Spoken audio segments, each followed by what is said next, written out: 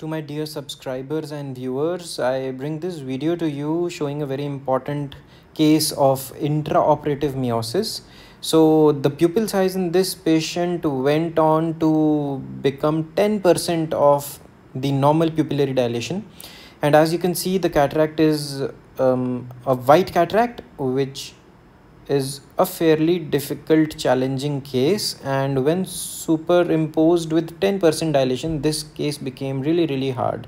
I am going to showcase and highlight you a very important step that resulted in intraoperative meiosis. As you can see right now, the case is around 80% dilated. It was a routine and an easy case for me, I thought so, but yes, sometimes things can catch you off guard. So I'll just go ahead with the two side ports, and I'll be making a rexis. This lens shows these liquefied cortical lakes. I just at this moment the rexis tried to run out, but I was able to salvage it by pulling it towards the center, and that's why the resultant rexis is slightly non-circular. But nevertheless, we are going to complete the rexis in no time, and my trick is not to do hydration in these cases. I don't do a lot of hydration in these cases because it risks posterior capsular rupture. I will straight away go ahead with the phaco part. I'm just doing minimal hydration. Notice I'm not doing a lot of hydration. Don't forget to tap the nucleus to evacuate the hydration, to hydrate the normal saline that is entrapped between the posterior capsule and the lens. I'm just putting one last ounce of visco in the anterior chamber just before starting the phaco part, and something really unwanted catches me at this moment, and let's see what happens. As soon as I put the phaco, and as soon as I push the pedal, and 1 2 and 3, boom. As you can see right now, there is a severe shallowing of anterior chamber, and as soon as I pressed the pedal, there was no irrigation because of the kinking of the irrigation tubing, but the aspiration, the vacuum, the peristaltic pump continued to act, which caused a resultant severe shallowing of the AC, resulting into iris trauma, which caused subsequent bleeding, release of prostaglandins, and as you will see later in this video, this patient, this eye, went on to become one of the most challenging cases. So as you can see, the release of prostaglandins will result in progressive meiosis in this case. To the point, it became a nightmare for me to operate. As you can see, the pupil has started coming down to its 50% of the size, 40% of the size, and right now it is around 40%. Still I'm managing and I'm holding with my nerves. I'm showing great courage at this point, and I'm going ahead with these strong vertical chops. And as I know the pupil is going to come down even further, pupils like these are really resistant, and they are not good pupils to work with. Even if I put mydriatics, as you will see in the later part of the video, I'm going to use intracameral adrenaline, but to no use. And the pupil has come down to such a size that at this point in time, I'm asking my OTA whether I should convert this case to SICS, because safety for me is one of the highest priorities for a patient. At this point, I have put some intracameral adrenaline. As you can see, there is marginal increase in the size of pupil, but not up to the mark.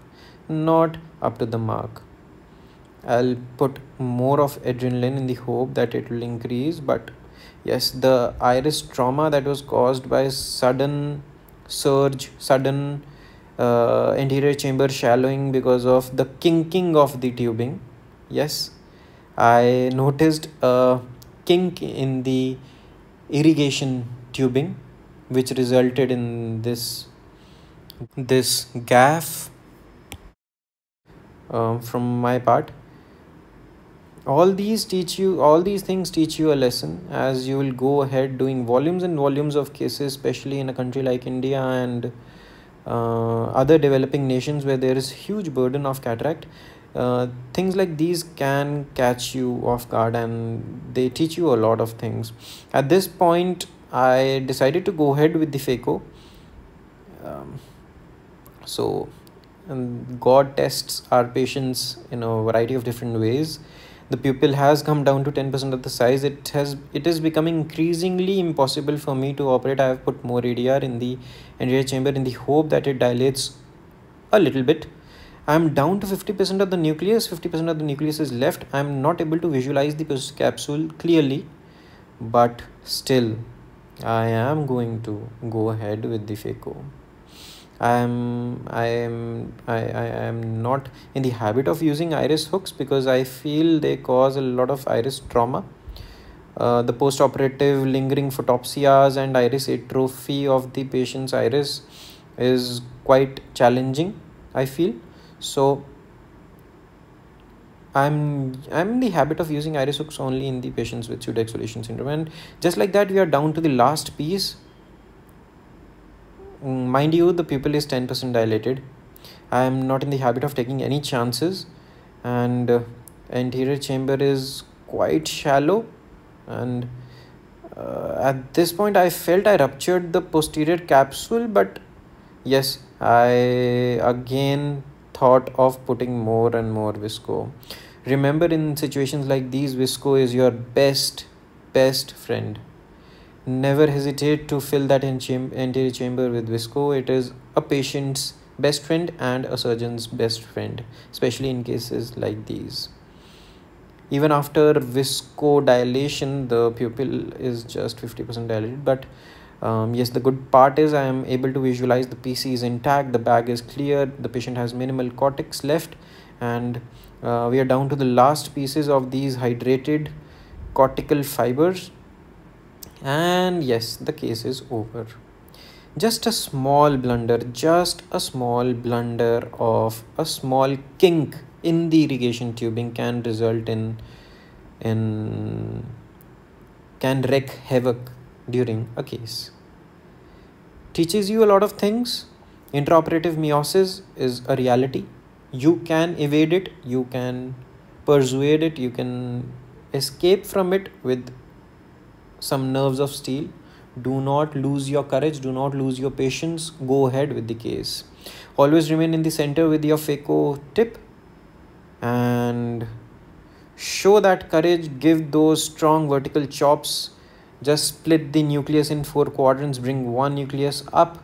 Use plenty of viscoelastics, and the patient will be safe. You'll be able to complete that case. This impossible looking thumbnail that you clicked my video for, yes, the case can be done safely. Putting the IUL is simple. The hardest part is over, and let's call it a day. I hope you like my video. Again, I would humbly request you all to subscribe and forward my channel to your peers and your colleagues so that they can learn something new. I try to create these interesting videos for you all, and that's all from my side. Just going ahead with the irrigation and aspiration part.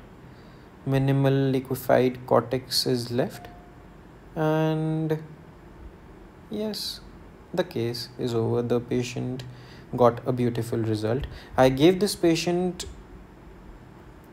30 milligrams of prednisolone in the post-operative period and went on to give him some dexamethasone and moxifloxacin topical treatment because of the suspicion of high inflammation in the post-operative period. I could have given some intracameral triamcinolone as well, but not in the habit of using intracameral triamcinolone because of the fear of IOP spikes on the POD1. So that's all from my side. I hope you like my video. As you can see, the brilliant fundal glow, the IUL is well centered, the PC is intact, the nucleus is gone. Thank you and have a great day ahead.